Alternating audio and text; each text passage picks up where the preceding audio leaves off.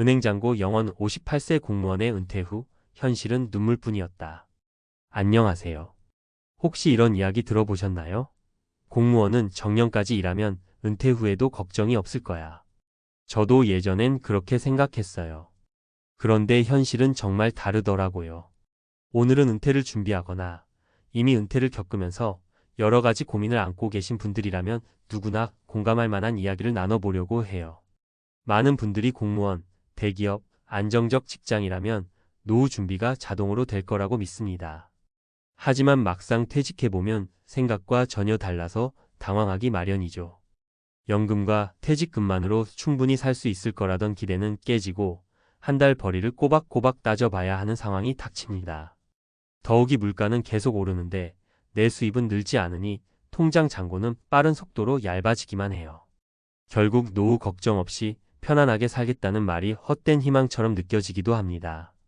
오늘은 제가 직접 들은 혹은 주변에서 접한 3가지 실제 사례를 통해서 은퇴 후의 현실을 좀 더 구체적으로 이야기해 보겠습니다. 그리고 그 안에서 우리가 어떤 태도를 가져야 할지, 어떠한 준비가 필요한지 생각해 보는 기회를 나누고 싶어요. 제가 하는 이야기 중 일부는 나도 저랬는데? 하고 고개 끄덕이실 수도 있고, 혹은 에이, 그건 남 이야기겠지라고 생각할 수도 있어요. 하지만 한 번쯤은 진지하게 들어주셨으면 좋겠습니다. 은퇴 후 삶, 정말 우리 모두의 문제이니까요. 58세 공무원, 퇴직금과 연금만 믿고 있었다. 먼저 제목에 나온 실제 사례입니다. 58세까지 공무원 생활을 하신 분이 계세요. 누구나 부러워할 만한 정년 보장, 안정적 월급, 그리고 국민연금과 공무원 연금에 대한 기대가 있었죠. 나는 적어도 굶지는 않겠지라는 마음으로 살았습니다. 문제는 은퇴 후 23년 동안 벌어지는 변수였어요. 일단 퇴직 후 곧바로 무언가를 배우거나 새로운 일에 도전하기보다는 잠시 쉬고 싶었던 마음이 컸습니다. 30년 넘게 일만 했으니 나도 좀 쉬면서 살아야지라는 생각을 한 거죠. 그런데 막상 쉬다 보니 생활비가 생각보다 훨씬 많이 들었대요. 평소에는 월급이 통장에 꽂히니 그런 걱정을 잘 안 했지만 이제는 들어오는 돈보다 나가는 돈이 많아지니 순식간에 적자가 되었습니다. 퇴직금으로 어느 정도 버틸 수 있으려니 했지만 예상치 못한 가정 문제나 건강 문제로 돈이 필요해지니 그 돈도 얼마 못 가서 바닥이 난 거예요. 은퇴 후 몇 년 동안은 내가 이걸 왜 못 준비했을까 하고 자책하면서 은퇴 우울증 비슷하게 겪기도 했습니다.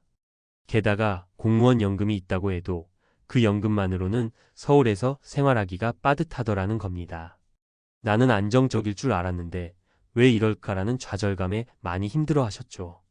이 케이스를 통해 제가 느낀 건 연금에 대한 막연한 믿음만으로 노후를 대비하긴 어렵다는 점입니다. 당장 몸이 아파 병원비라도 크게 나오면 몇 달치 생활비가 훅 빠져나가기 일쑤니까요. 이 55세 퇴직한 대기업 과장, 식당 창업 후 파산 직전. 두 번째 사례는 대기업 과장으로 일하시다 55세에 명예퇴직을 선택한 분의 이야기예요. 회사에서 주는 위로금도 있고 퇴직금도 꽤 되니까 이 정도면 식당 창업 한번 해볼 만하겠다 싶어서 과감하게 퇴직하셨습니다. 처음엔 그것도 굉장히 잘 됐어요. 직장 다닐 때 못 누려본 자유를 만끽하면서 손님들과 소통하는 재미도 느꼈다고 합니다. 그런데 문제는 사업이라는 건 아는 만큼 보인다라는 사실이었죠. 식당 운영이라는 게 막상 해보면 재료비, 인건비, 임대료, 그리고 홍보비 등등 비용이 엄청 들어갑니다. 외식 트렌드가 워낙 빠르게 바뀌니 매장 분위기를 리뉴얼해야 할 때도 있었고요. 처음 몇 달은 생각보다 순조롭게 가는 듯 보였지만 1년이 지나자마자 손님이 절반 이하로 뚝 떨어졌다고 해요. 새로운 식당들이 주변에 계속 들어오니까 경쟁이 치열해졌던 거죠. 결국 두세 달 만에 매출이 임대료도 못 뽑는 상황까지 갔고 모아둔 퇴직금 대부분을 영업 손실을 메우는 데 쏟아부었습니다. 그렇게 2년 정도를 버틴 끝에 결국 문을 닫았는데 정작 마지막에 남은 건 돈도 잃고 체력도 잃은 몸뿐이었대요. 이분이 가장 힘들었던 건 노후 자금을 이미 다 투자해버려서 다른 대안이 없는 상황이라는 겁니다. 자영업이 잘 되면 좋지만 실패했을 때 회복할 방법을 미리 준비해 놓지 못했던 거죠. 본인은 정말 간절하고 최선을 다했지만 현실이 따라주지 않아 너무나 허무했다며 고개를 떨구셨습니다. 60세 직장인 은퇴 후 무기력감과의 싸움. 세 번째 사례는 60세의 직장에서 정년 퇴직하신 분인데 경제적 문제보다도 마음의 준비가 안 되어 있었다는 점이 컸어요. 돈 문제야 어느 정도 예측하고 대비했는데 은퇴 후 내 삶의 의미를 못 찾겠다는 겁니다. 이분 얘기를 들어보면 평생을 회사에 몸담아 왔기 때문에 주말이나 휴일에도 회사를 중심으로 움직였다고 해요. 그런데 갑자기 일터가 사라지니 내가 뭘 해야 하지? 라는 막막함이 엄습했다는 거죠. 한편으로는 매일 출근하지 않아도 된다는 사실에 해방감을 느꼈는데 또 한편으론 시간이 너무 많아져서 허무하고 친구들도 각자 바쁘다 보니 혼자 있는 시간이 늘어나 우울감이 커졌습니다. 결국 이분은 이런 심적 어려움 때문에 대인관계를 회피하고 집 안에서만 지내기 시작했어요. 그러자 몸도 점점 무거워지고 정신적으로도 더욱 위축되더라고요. 돈이 있고 없고를 떠나서 막상 퇴직 후에 나라는 사람의 정체성을 어떻게 가져가야 할지가 굉장히 중요하다는 걸 다시금 느낍니다.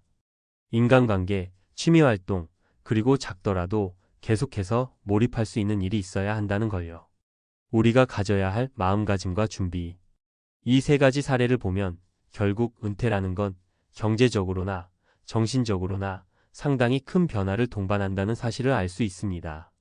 잘 준비하면 멋진 제2의 인생을 살 수도 있고 제대로 준비하지 않으면 예상치 못한 위기와 마주하게 되죠.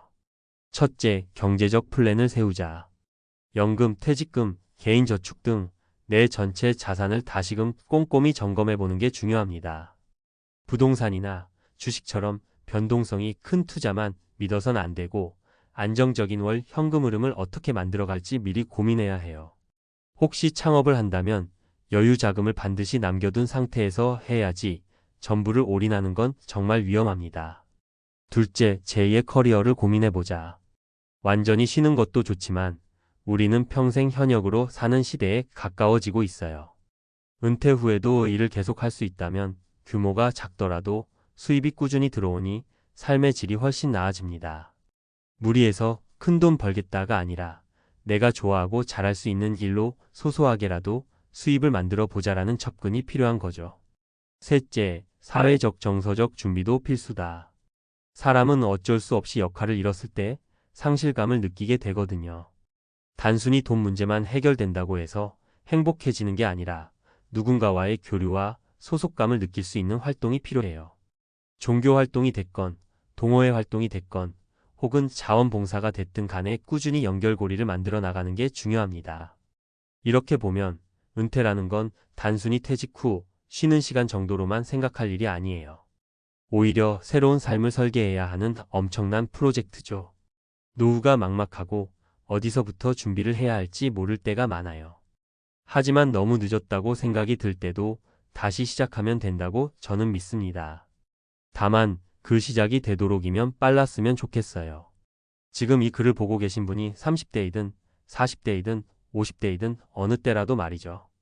그리고 이미 퇴직하셔서 힘든 상황에 계신다면 절대 혼자 끙끙 앓지 마시라고 말씀드리고 싶어요. 가족, 친구, 지인, 각종 지원센터나 커뮤니티를 통해 도움을 청하고 이야기를 나누며 방법을 모색해 보세요. 나 혼자 쓰러져 버리면 안 됩니다. 우리에게는 아직 살아갈 날이 많이 남았고 그 시간을 조금 더 행복하게 보낼 수 있는 길은 반드시 있거든요.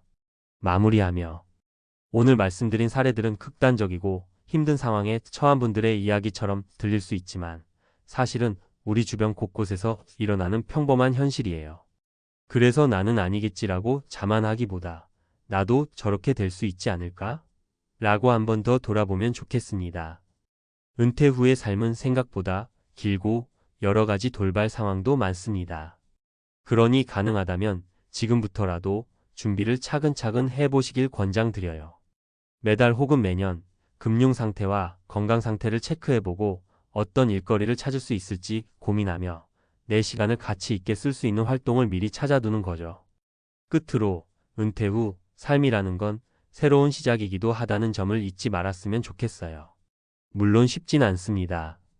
그렇지만 적절한 준비와 마음가짐이 있다면 눈물뿐이었던 현실도 내가 정말 하고 싶은 일을 해보는 도전의 시기로 바뀔 수 있으니까요.